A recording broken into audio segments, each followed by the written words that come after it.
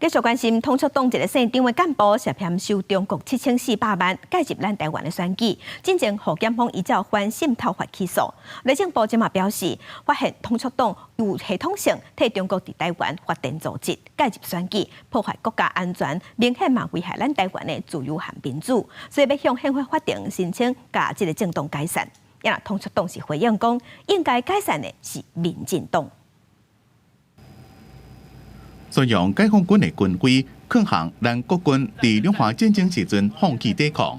通促党县长的干部涉嫌收中国7400万的钱了，按照各大办的指示，伫各大平台甲广播，想要影响今年初总统大选。过去的公投案也捌想要影响舆论的方向，甚至认知作战，怎么互检方依照反渗透法起诉？7000几万，你哪不爱规矩讲7亿外啦？啊，你7000几万是安怎来？我所讲的言论啦，甲统促党意向的主张拢总共款，并无讲啊，一定受到啥物人的好处，较讲啥物人的话。内政部讲，这几年有连续几路件甲通促党有关的犯罪行为，为了要防卫台湾的民主自由制度，将会依照政党法查处，掌握证据，申请宪法法庭予以解散。这个是对台湾的民主自由制度的一个防卫，因为我们不能再容忍政党在这样的一个集体性而且系统性的违法。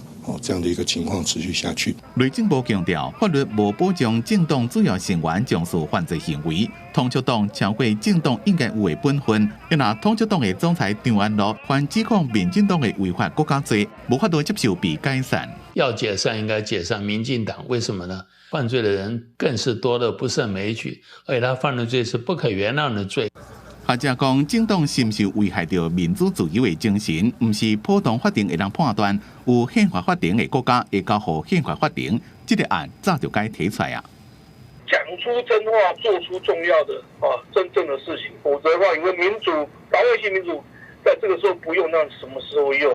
内政部强调，会继续搜集证据，申请宪法法庭审理。若是未来收案，将会是第一件主管机关申请解散政党的案件。记者综合报道。